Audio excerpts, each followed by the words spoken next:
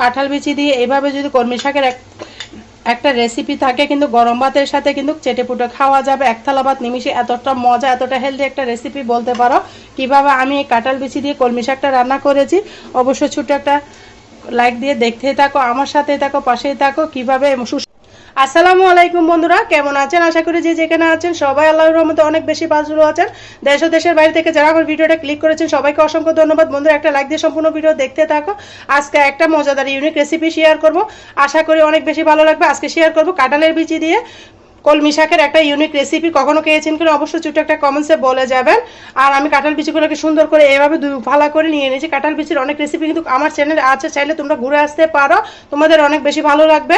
আমি কাঁঠাল বিচিগুলোকে এইভাবে সুন্দর করে ঝাঁকিয়ে নিচ্ছি, দেখতে পারতেছো। সুন্দর করে পরিষ্কার করে নিচ্ছি। কাঁঠাল বিচিগুলোকে আমি মাঝখান থেকে আগে ফালি করে নিয়েছি, নিয়ে সুন্দর মতো এভাবে করে নিচ্ছি। কাঁঠাল বিচিগুলো সুন্দর মতো পরিষ্কার করে ফিরে আসতেছি। বন্ধুরা আমার সাথে থাকো, দেখতে থাকো। আর আমার চ্যানেলে যদি নতুন বন্ধু হয়ে থাকো আমার চ্যানেলটাকে সাবস্ক্রাইব করে দেওয়ার অনুরোধ রইল।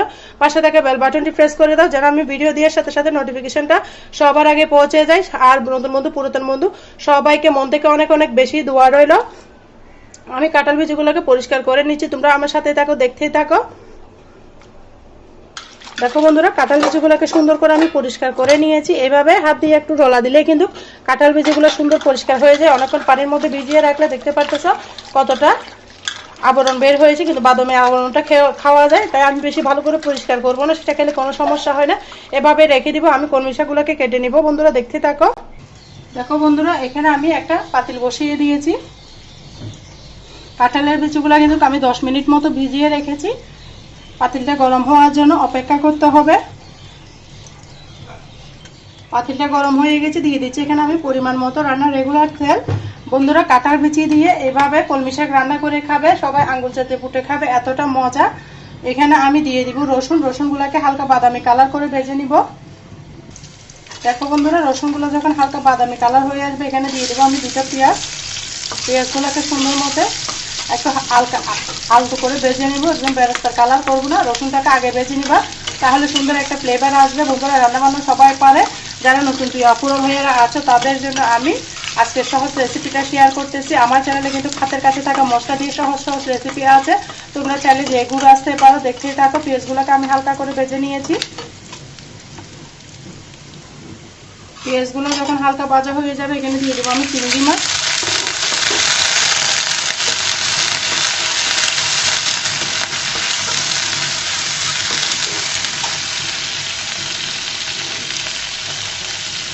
আমি যেহেতু কাঁঠাল বিচি দিব সেজন্য আমি চিংড়ি মাছের পরিমাণটা কমিয়ে দিয়েছি, তোমরা চাইলে আরো বাড়িয়ে দিতে পারো।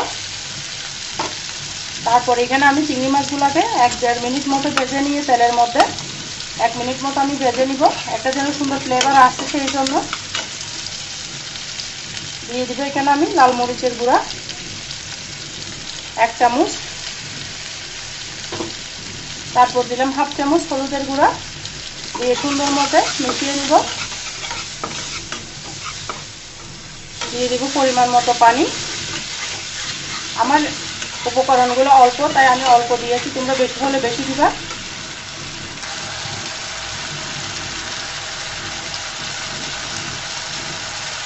তারপর দিয়ে দিলাম স্বাদ মতো লবণ। লবণটা দিয়ে ভালো করে কষিয়ে নিব। তেলটা উঠে যাওয়া পর্যন্ত কষাতে হবে। দেখো বন্ধুরা শুধুমাত্র মরিচের গুঁড়ি আর হলুদের গুঁড়ি দিয়েও কিন্তু অসাধারণ রেসিপি বানানো যায়, সেটা তোমাদের সাথে শেয়ার করতেছি। দেখো মশলাটা উঠে গিয়েছে, এই পর্যায়ে আমি ধুয়ে রাখা কাঁঠাল বিচিগুলো দিয়ে দিলাম, দিয়ে সুন্দর মতো কষিয়ে নিব।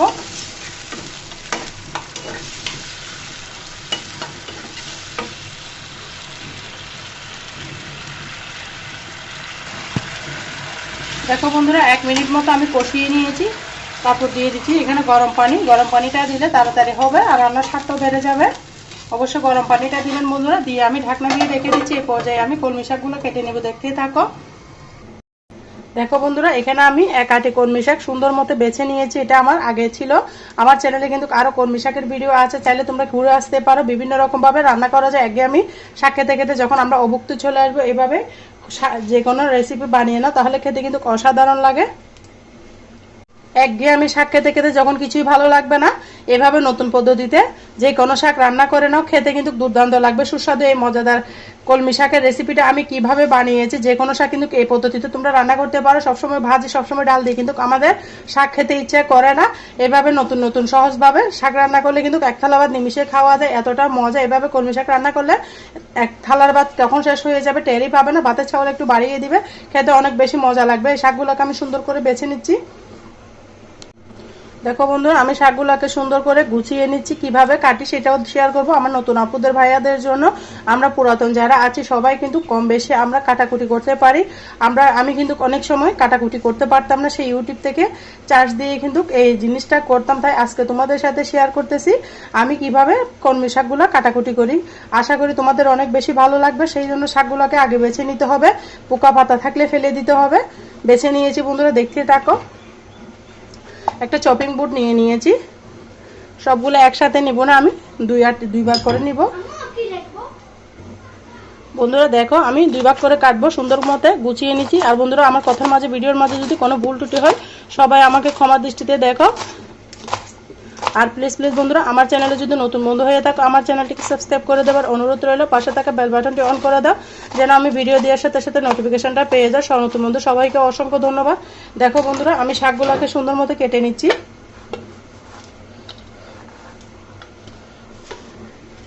শাক যদি কুচি কুচি করে কাটা হয় বন্ধুরা, খেতে বেশি মজা লাগে, দেখতে ভালো লাগে, খেতে ভালো লাগে।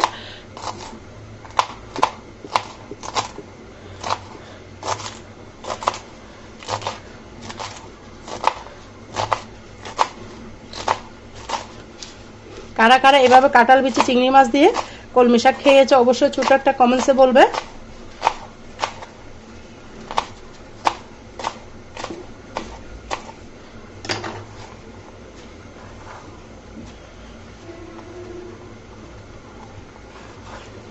আমি ধুয়ে নিয়ে আসতেছি বন্ধুরা, আমার সাথেই থাকো, দেখতেই থাকো। দেখো বন্ধুরা, ফিরে এলাম। কাঁঠাল বিচিগুলো দেখো কি অবস্থা হয়েছে, একদম পানিটা টেনে নিয়েছে। কাঁঠাল বিচিগুলোকে একদম সিদ্ধ হয়ে গিয়েছে, দেখতে পারতেছ। এখানে অন্যরকম আমি আর কিছু ব্যবহার করি নাই। কাঁঠাল বিচিগুলো সিদ্ধ হওয়ার পরে তোমাদের মাঝে একবারে ফিরে এলাম। দেখো বন্ধুরা, এখানে দিয়ে দিব আমি কিছু কাঁচা মরিচ, দিয়ে সুন্দর মতো নাড়াচাড়া করে দিব।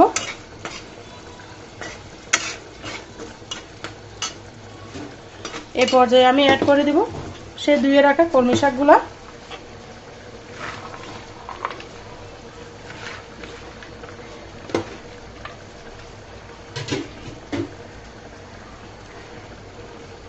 দিয়ে ভালো মতো নাড়াচাড়া করে দিব।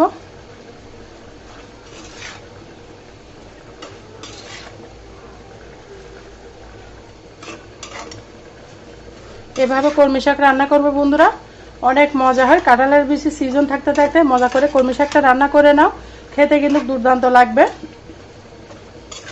এখানে আমি কোনো পানি ব্যবহার করব না, শাক থেকে কিন্তু অনেক পানি ছাড়বে।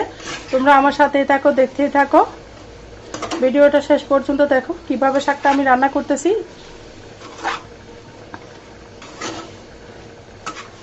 আমি আবারও নেড়ে চেড়ে ঢাকনা দিয়ে রেখে দিলাম, ফিরে আসতেছি 2-3 মিনিট পর। দেখো বন্ধুরা, প্রায় 5 মিনিট মতো আমি ফিরে এলাম। এর মধ্যে আমি একবারও নাড়াচাড়া করে নিই, কতটা পানি বের হয়েছে শাক থেকে দেখতে পারতেছ। চুলার আগুনটা কিন্তু মিডিয়াম করে রেখেছি। কাঁঠাল বিচিটা একদম গলে গিয়েছে, কাঁঠাল বিচি গেলে অবশ্যই গলে ফেলতে হবে, না হলে কিন্তু খেতে ভালো লাগবে না। এরই মাঝে কিন্তু আমার শাকটা কিন্তু রেডি হয়ে গিয়েছে। আর 1-1.5 মিনিট মতো রান্না করলে আমি পরিবেশন করে দেখিয়ে দেবো কেমন হয়েছে আমার শাক রান্নাটা।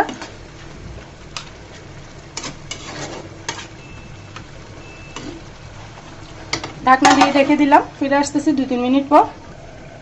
দেখো বন্ধুরা, 2-3 মিনিট পর আমি ফিরে এলাম। কতটা সুন্দর লাগতেছে কাঁঠাল বিচি দিয়ে কলমি শাকের এই রেসিপিটা পরিবেশন করে দেখিয়ে দিব কেমন হয়েছে। এখানে আমি কোনো বাড়তি মশলা অ্যাড করি না, তোমরা হয়তো দেখতেই পেয়েছো। শুধুমাত্র মরিচ আর হলুদ দিয়ে আজকের এই রান্নাটা রান্না করেছি, খেতে কিন্তু অসাধারণ লেগেছে। তোমরা একবার হলো এভাবে ট্রাই করবে। আর পরিবেশন করে দেখিয়ে দিচ্ছি কেমন হয়েছে আমার কাঁঠালের বিচি দিয়ে কলমি শাকের এই সহজ রেসিপিটা।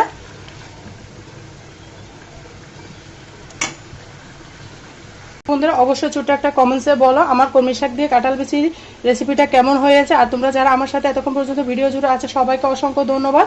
আর বন্ধুরা আমার কথার মাঝে ভিডিওর মাঝে যদি কোনো ভুল ত্রুটি হয় সবাই আমাকে ক্ষমার দৃষ্টিতে দেখো। সবাই ভালো থাকো, সুস্থ থাকো, আমার জন্য আমার পরিবারের জন্য দোয়া করো। আল্লাহ হাফেজ, আসসালামু আলাইকুম রহমতুল্লাহি ওয়া বারাকাতুহু।